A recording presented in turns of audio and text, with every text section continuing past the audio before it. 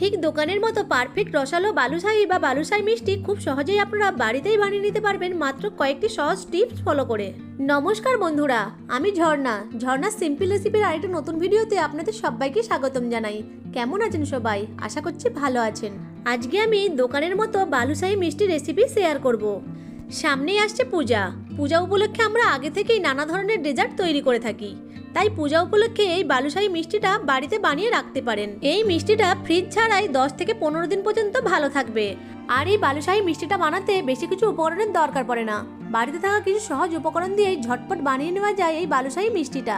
চলুন তাহলে মিষ্টিটা বানিয়ে নিই। এই বালুশাহি মিষ্টিটা বানানোর জন্য প্রথমেই আমি একটা মিক্সিং বলে মেজারিং কাপের 1 কাপ ময়দা নিয়ে নিচ্ছি। আমি এখানে হাফ মেজারিং কাপ ব্যবহার করেছি, এর জন্য আমি 2 কাপ নিয়েছি। এখন ময়দার মধ্যে দিয়ে দিব 1/4 tablespoon baking soda. Baking সোডাটাকে ময়দার সাথে ভালো করে মিশিয়ে নেব। এরপর এর মধ্যে দিয়ে দেব 5 চামচ ঘি। ঘিয়ের পরিবর্তে আপনারা রিফাইন তেলও ব্যবহার করতে পারেন, অথবা রিফাইন তেল এবং ঘি দুটোই ব্যবহার করতে পারেন। তবে ঘি দিলে ফ্লেভারটাও ভালো লাগে আর খেতেও মজার লাগে। এখন ঘিটাকে ময়দার সাথে হাত দিয়ে ভালো করে ঘষে ঘষে মিশিয়ে নেব।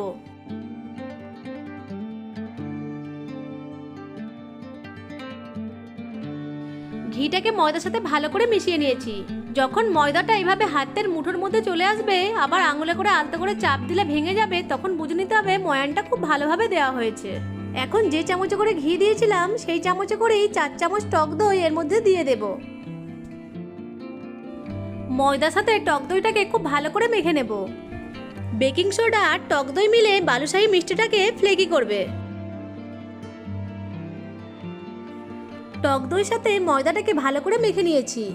এখন এর মধ্যে দিয়ে দেব ওই চামচেরই 4 চামচ জল। খুব বেশি জল দেওয়ার দরকার নেই, 4 চামচ জল দিলে ডোটা তৈরি হয়ে যাবে। এবার হালকা হাতে মথে নিয়ে একটা ডো তৈরি করে নেব। ডোটা একটু শক্ত করে তৈরি করে নিতে হবে। খুব ভালো করে মথে নেওয়ার দরকার নেই, কারণ বালুশাহি মিষ্টির ডোটা খুব বেশি স্মুথ হলে বালুশাহি মিষ্টিগুলো ভালোভাবে তৈরি হবে না। তাই এই ডোটাকে আলতো করে মথে নিতে হবে। ডোটা মথে নেওয়া হয়ে গেছে। এখন ঢাকা দিয়ে 20 মিনিট মতো রেস্টে রেখে দেব। 20 মিনিট পর ঢাকাটা খুলে নেব। এখন ডোটা আগের থেকে আরেকটু নরম হয়ে গেছে। এখন ডোটাকে একটু চাপ দিয়ে ফ্ল্যাট করে একটা ভাঁজ দিয়ে দেব। তারপর আবার একটু চাপ দিয়ে ফ্ল্যাট করে আবার একটা ফোল্ড করে নেব। এইভাবে ডোটাকে 5 থেকে 6 বার মতো ফোল্ড করে নেব। এতে করে এই ডোয়ের মধ্যে অনেকগুলো লেয়ার তৈরি হবে। তাতে যে বালুশাহি মিষ্টিটা তৈরি হবে তাতে একটু ভাঁজ ভাঁজ হবে, যার কারণে এটা বেশি ফ্লেকি হবে আর বেশি রস ঢুকবে আর খেতেও মজা লাগবে। ডোটাকে বেশি স্মুথ করে মথে নেওয়া যাবে না।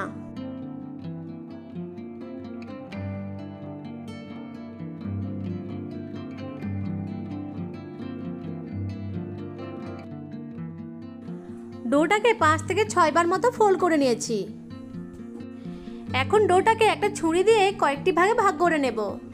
আপনারা চাইলে ডো থেকে ছিঁড়ে নিয়েও লেচিগুলো তৈরি করে নিতে পারেন। আমি এখানে ডোটাকে কেটে ছোট ছোট টুকরো করে নিচ্ছি। এইভাবে কেটে নিলে লেচিগুলো বেশি ছোট বড় হয় না, প্রায় সমান মাপের হয় লেচিগুলো। বালুশাহি মিষ্টিগুলোকে ছোট ছোট পিস করে নিতে হবে, কারণ বালুশাহি মিষ্টিগুলো ফুলে বড় হয়ে যায়। এরপর একটা লেচিকে হাতের মধ্যে নিয়ে চাপ দিয়ে প্রথমে গোল করে তারপর চ্যাপটা করে নিতে হবে। এখন আঙুল দিয়ে একটু গর্ত করে নেব, তবে ডোনাটের মতো দুপাশে ছিদ্র যেন না হয়। লেচিটার চারপাশে অনেক এবড়ো থেবড়ো অংশ থাকবে, কারণ ভালো বালুশাহিতে এরকমই থাকে। একটা বালুশাহি শেপ দেওয়া হয়ে গেছে। একইভাবে সব বালুশাহিগুলোকে তৈরি করে নেব।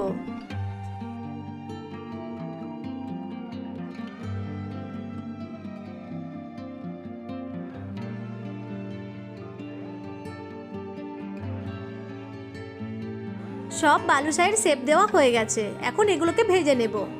বালুশাহিগুলোকে ফ্রাই করার জন্য একটা কড়াইয়ে বেশি পরিমাণে রিফাইন তেল দিয়ে একদম লো ফ্লেমে তেলটাকে গরম করে নিতে হবে।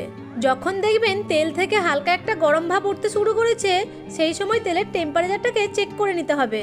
চেক করার জন্য একটা ডোয়ের ছোট বল তেলের মধ্যে দিয়েছি। দেখুন বলটা দেওয়ার সাথে সাথে বল থেকে বাবেল উঠতে শুরু করেছে, কিন্তু বলটা তখনই তেলের উপর ভেসে উঠছে না। মোটামুটি 10 থেকে 15 সেকেন্ড মতো সময় নিয়েছে ভেসে উঠতে। এর মানে তেলটা হালকা গরম আছে। এই হালকা গরম তেলের মধ্যে বালুশাহিগুলো এক এক করে দিয়ে ফ্রাই করে নিতে হবে। তেল চেক না করে ঠান্ডা তেলের মধ্যে বালুশাহি মিষ্টিগুলো দিয়ে দেবেন না, তাহলে মিষ্টিগুলো শক্ত হয়ে যাবে আর মিষ্টিগুলোর মধ্যে রস ঢুকবে না। আর তেল বেশি গরম হলে বালুশাহিগুলোর উপর থেকে কালার চলে আসবে, ভেতরটা কাঁচা থেকে যাবে। তাই মিষ্টিগুলো ভাজার সময় তেল চেক করাটা খুবই গুরুত্বপূর্ণ। বালুশাহিগুলোর এক পাশ গোল্ডেন ব্রাউন কালার চলে এলে উল্টিয়ে অপর পাশটিও ভেজে নিতে হবে। আর এই বালুশাহিগুলোকে ভাজার সময় অবশ্যই গ্যাসের ফ্লেমটাকে একদম লোতে রাখতে হবে। গ্যাসের ফ্লেমটা একদম লোতে রেখে একটু টাইম নিয়ে বালুশাহিগুলোকে ভেজে নিতে হবে। বালুশাহিগুলোর এক একটা ব্যাচ ভাজতে 15 থেকে 17 মিনিট মতো টাইম লেগেছে। দুপাশ গোল্ডেন ব্রাউন কালার চলে এলে তেল ঝরিয়ে তুলে নেব।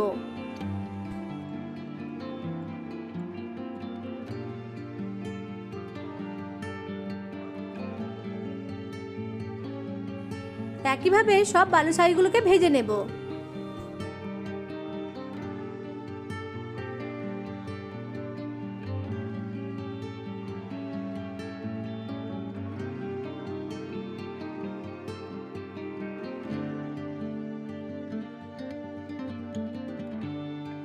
এরপর আমি চিনির শিরাটা তৈরি করে নেব। তার জন্য একটা পাত্রে মেজারিং কাপের 1 কাপ চিনি নিয়েছি। আমি এখানে হাফ মেজারিং কাপ ব্যবহার করেছি, তাই হাফ মেজারিং কাপের 2 কাপ চিনি আর সাথে দিয়েছি 2 কাপ জল।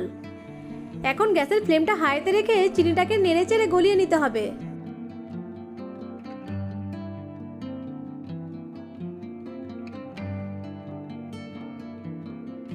দিয়ে দেব হাফ চামচ এলাচের গুঁড়ো।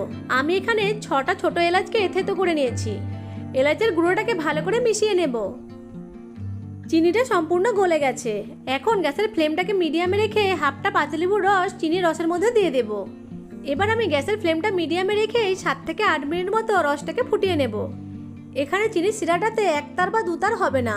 এই চিনির শিরাটা একটু ঘন আর চিটচিটে হবে। এখন চিনির শিরার মধ্যে 1 পিঞ্চ মতো ইয়েলো ফুড কালার দিয়ে দিচ্ছি। ফুড কালারটাকে ভালো করে মিশিয়ে নিচ্ছি, তবে এটি অপশনাল, আপনারা না চাইলে নাও দিতে পারেন। লেবু রস দেওয়ার ফলে ঘন চিটচিটে শিরাটা ঠান্ডা হলে জমাট বেঁধে যাবে না। চিনির শিরাটা এরকম ঘন আর চিটচিটে হলেই গ্যাসের ফ্লেমটা অফ করে দেব। চিনির শিরাটাকে আরও ফুটিয়ে 1 তার তৈরি করলে বালুশাহিগুলো বেশি মিষ্টি হয়ে যায়, তাই আমি এখানে 1 তার তৈরি করছি না, আপনারা চাইলে করে নিতে পারেন। চিনির শিরাটাকে নামিয়ে একটু ঠান্ডা করে নেব, তবে পুরোপুরি ঠান্ডা করে নেওয়া চলবে না। এখন ভেজে নেওয়া বালুশাহিগুলোকে চিনির শিরার মধ্যে দিয়ে দেব। বালুশাহিগুলো হালকা গরম আছে।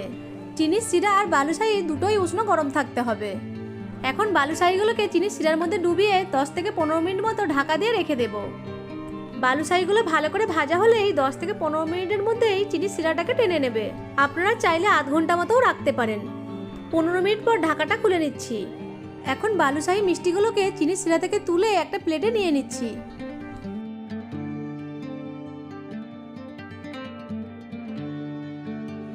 এখন বালুশাহি মিষ্টিগুলোকে একটা প্লেটে সাজিয়ে নিচ্ছি। ডেকোরেশনের জন্য উপর থেকে কিছুটা পেস্তা বাদাম কুচি ছড়িয়ে দিচ্ছি। 1 কাপ ময়দা থেকে আমার 10টা বালুশাহি মিষ্টি তৈরি হয়েছে। 5টা বালুশাহি মিষ্টিকে আমি এইভাবে পরিবেশন করেছি, আর 5টা বালুশাহি মিষ্টিকে গুঁড়ো দুধের মধ্যে কোটিং করে পরিবেশন করছি। দুধের গুঁড়োর পরিবর্তে আপনারা মাওয়াও ব্যবহার করতে পারেন। দুধের গুঁড়োর মধ্যে বালুশাহি মিষ্টিগুলোকে ভালো করে কোট করে নিচ্ছি। 5টা বালুশাহি মিষ্টি কোট করে নেওয়া হয়ে গেছে। এখন উপর থেকে কিছু পেস্তা বাদাম কুচি ছড়িয়ে দিচ্ছি। ব্যাস তৈরি হয়ে গেল বালুশাহি মিষ্টি। মিষ্টিগুলো দেখতে যতটা সুন্দর হয়, খেতেও ততটাই মজার হয়। আশা করছি আজকের এই বালুশাহি মিষ্টি রেসিপিটা আপনাদের কাছে ভালো লেগেছে। ভালো লেগে থাকলে আমার ভিডিওটিকে লাইক, কমেন্ট, শেয়ার আর চ্যানেলটিকে সাবস্ক্রাইব করে পাশে থাকা বেল আইকনটিকে অন করে রাখবেন আমার পরবর্তী ভিডিও নোটিফিকেশন সবার আগে পাওয়ার জন্য। চলুন 2 ধরনের মিষ্টি ভেঙে দেখাই। দেখুন মিষ্টিগুলো ভেতর থেকে রসালো নরম আর বাইরে থেকে হালকা ক্রিস্পি হয়েছে।